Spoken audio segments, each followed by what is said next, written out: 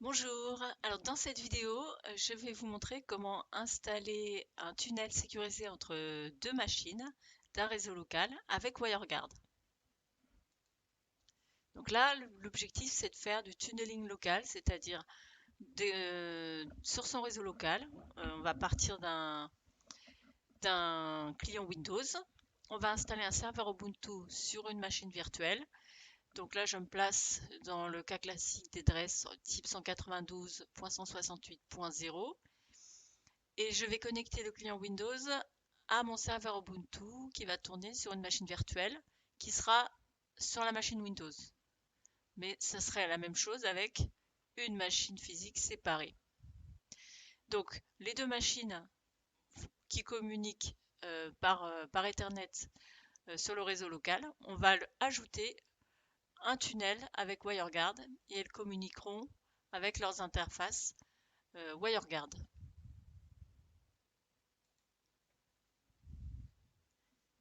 Alors la première étape, ça va être d'installer le serveur. Pour le serveur, je vais installer une machine virtuelle avec VirtualBox. Il y a deux étudiants qui ont eu des problèmes avec l'installation de WireGuard sur Ubuntu Server version 18.04. Donc là, je vais utiliser le serveur Ubuntu version 19. L'installation est encore plus simple et ça a l'air de très bien fonctionner. Alors, je crée ma machine virtuelle VirtualBox, qui sera un Linux Ubuntu 64 bits. Je vais mettre à peu près entre 2 et 3 gigas pour la RAM.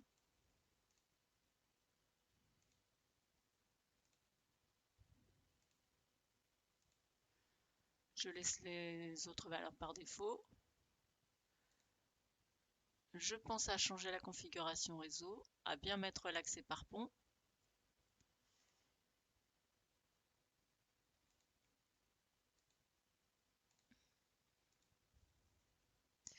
Je vais chercher mon ISO Ubuntu de 19.10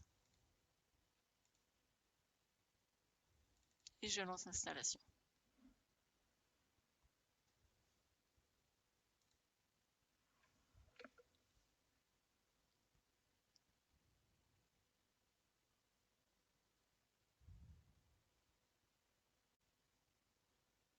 Bon, j'ai eu quelques messages d'erreur, mais ça a l'air de fonctionner.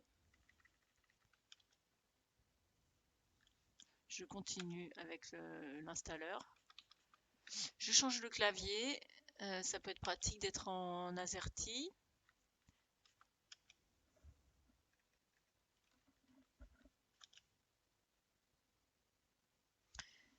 Donc là, je vois que ma machine virtuelle, l'interface Ethernet s'appelle ENP0S3 et son adresse c'est 192.168.0.124.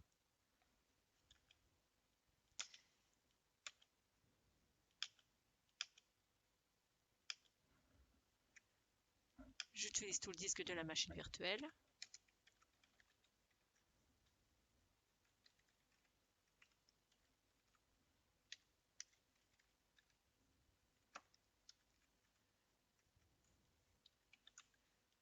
Vous choisissez vos noms d'utilisateurs et le nom du serveur.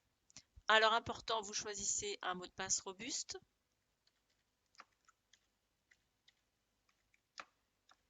Parce que dans un deuxième temps, on va ouvrir, la machine sera accessible depuis Internet.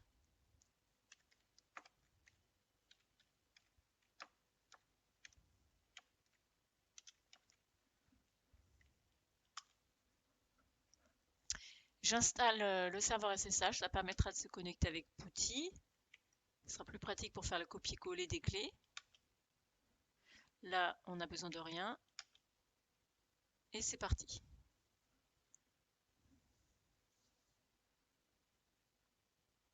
Alors, sur mon PC, ça a pris environ 2 minutes. Là, je vais choisir Cancel, Update et Reboot.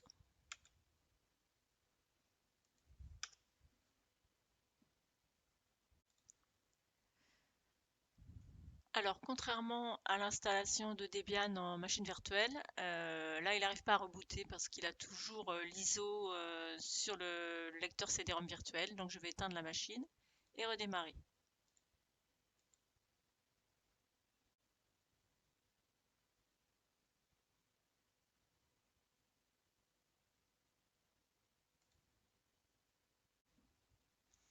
Alors, ça prend un petit peu de temps, faut pas s'impatienter.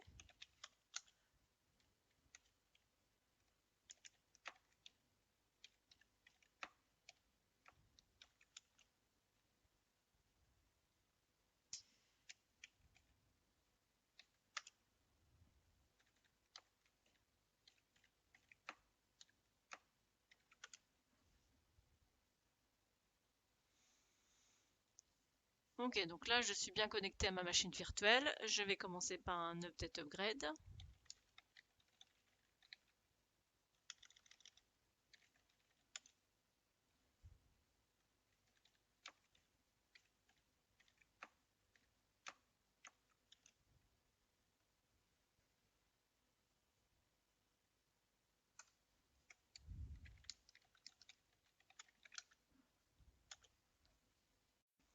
Alors une fois l'installation de WireGuard terminée, je vérifie l'adresse IP du serveur Ubuntu.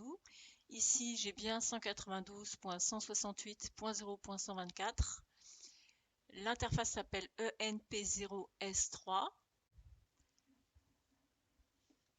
Alors maintenant qu'on connaît l'adresse IP du serveur Ubuntu, on va pouvoir finaliser le plan d'adressage avec les adresses IP sur le réseau local 192.168.0.102 pour le PC Windows et 192.168.0.124 pour la machine virtuelle Ubuntu, avec une interface Ethernet qui s'appelle ENP0S3.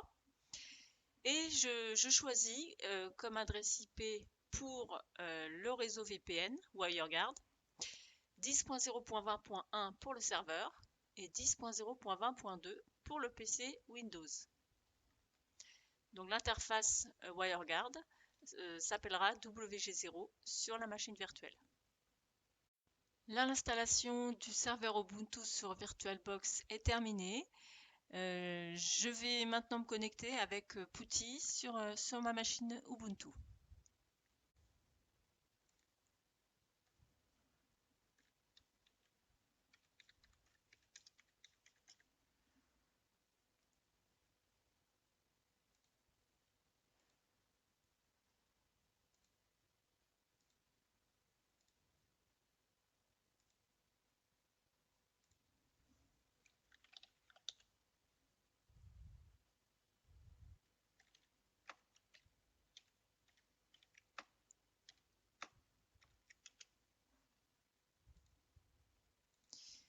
Ok, donc pour installer WireGuard sur la machine Unix avec Ubuntu à partir de 19.10, c'est simplement un package sudo apt install WireGuard.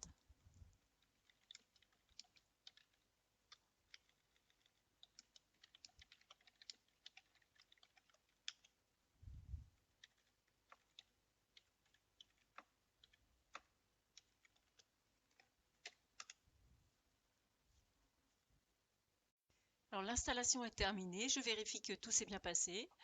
A priori, il n'y a pas de message d'erreur. Donc tout va bien. Je vais pouvoir passer à la configuration de WireGuard.